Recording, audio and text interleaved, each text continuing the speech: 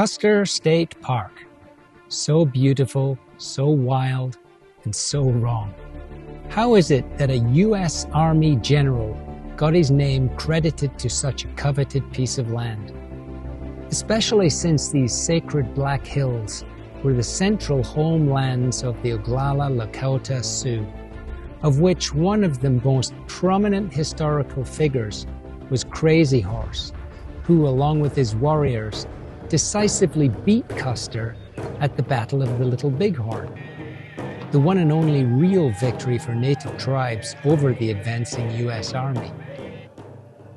The park lies within a huge area of volcanic uplift that formed the Black Hills, with its deep canyons, clear rivers and lakes, open grassland and pine forests. It is a rich and varied landscape that once supported a sustainable way of life for native peoples.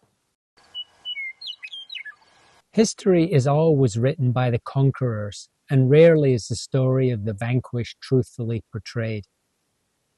The wave of settlers moving westward also bulldozed over native Indian lands and their way of life, green-lighted by government policies which were calculated to harm and destabilize, inflicted with unmerciful brutality. Mt.Rushmore lords over the Black Hills, a stark reminder of the powerful figures who represented the power base responsible for those atrocities. 4 powerful white guys immortalized in stone, with a commanding view over stolen lands, carved by 400 pairs of government-funded hands. A lesser-known fact is that just 20 miles up the road is a memorial being built to one of the greatest Indian warriors that ever lived.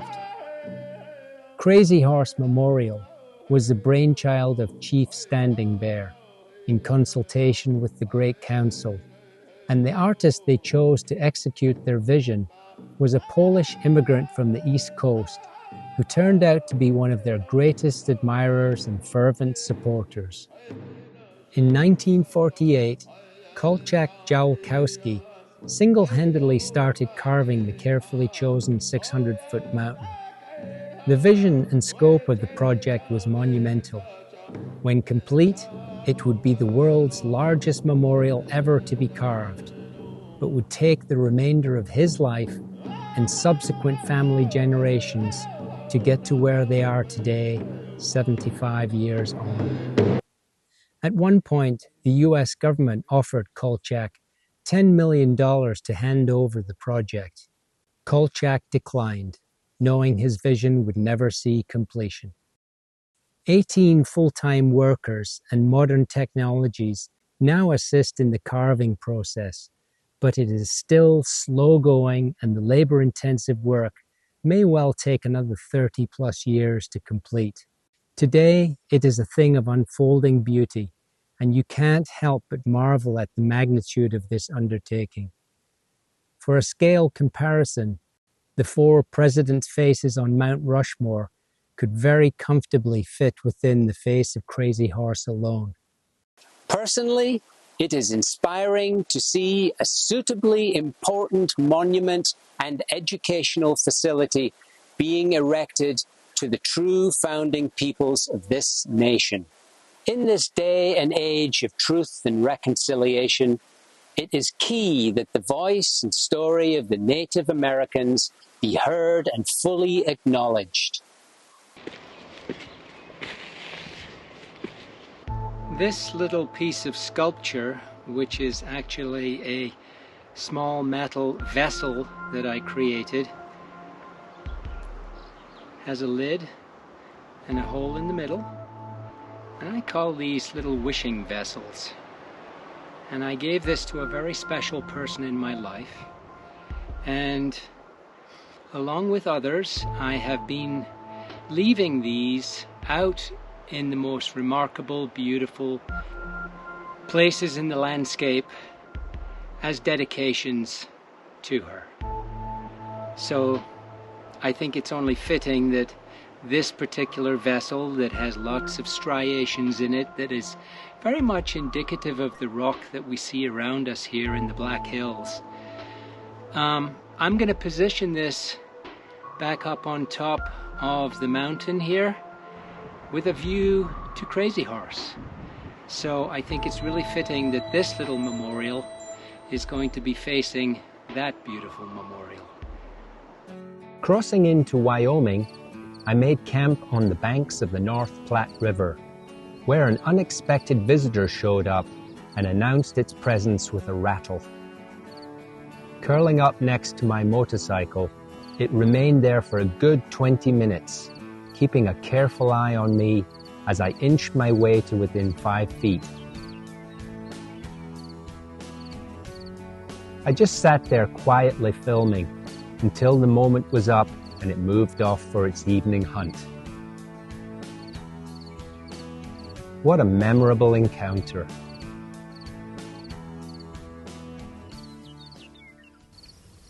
The Sweetwater River flows through Devil's Gap and was a notable waypoint along the old historic Oregon Trail.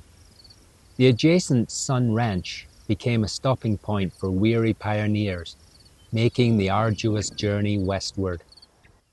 The modern road through the valley parallels the well-worn foot route, which saw 500,000 travelers pass through this sweeping valley and witness the vast open expanse of sky and land.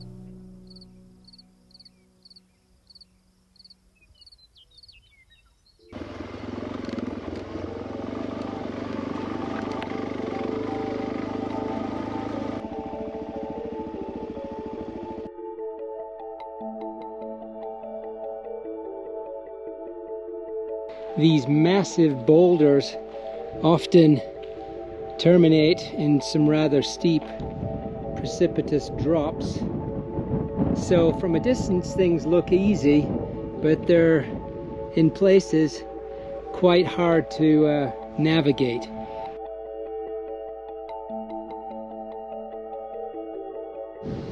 Well, we're here at the final approach up to the top of this massive dome of granite.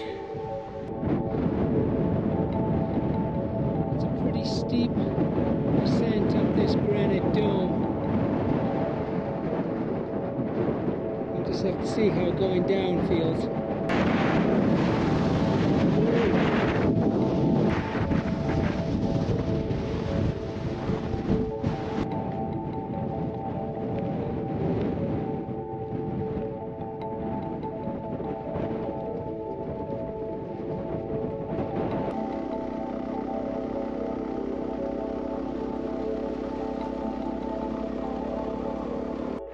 So I'm just out exploring today. I left the Split Rock area where I hiked yesterday up Lankin Dome and came across this really wonderful, unanticipated little gem. It's called Green Mountain, and it's somewhat of a wilderness area and is about 10 miles as the crow flies from the Split Rock area, where the terrain is that big exposed open slabs of granite, whereas up here it's a very different environment, more akin to the lower slopes of the Wind River Range, which is just 50 miles up the road.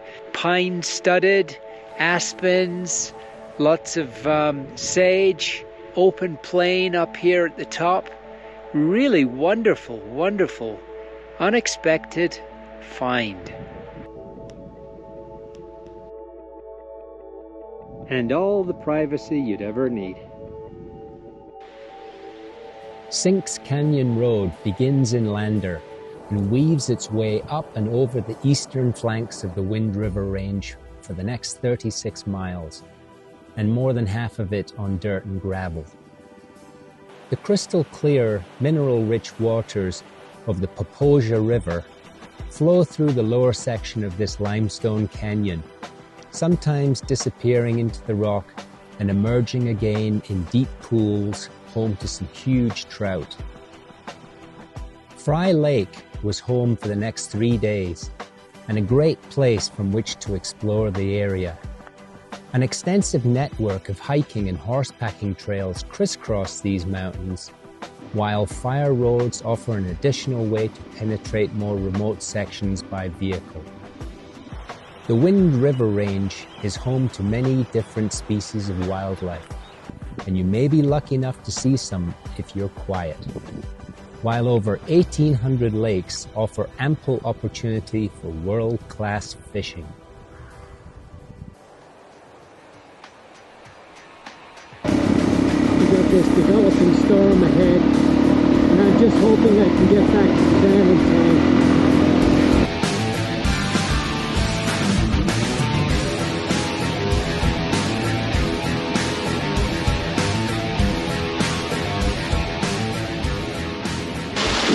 Well, I am super psyched to have made it back here to the van in time.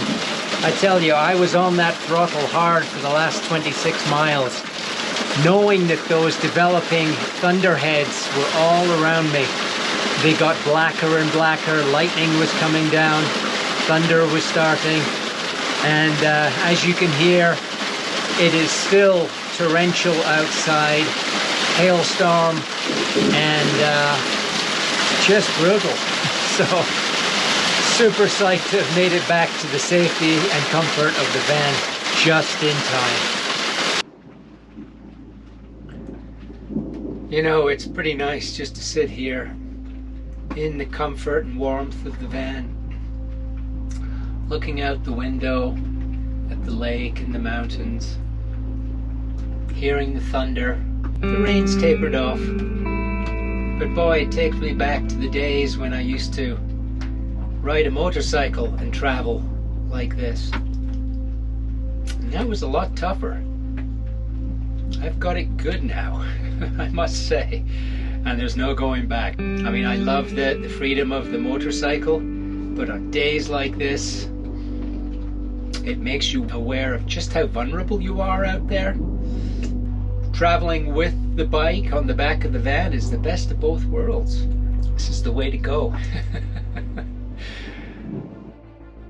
And the fiercest storms often make for some of the best sunsets.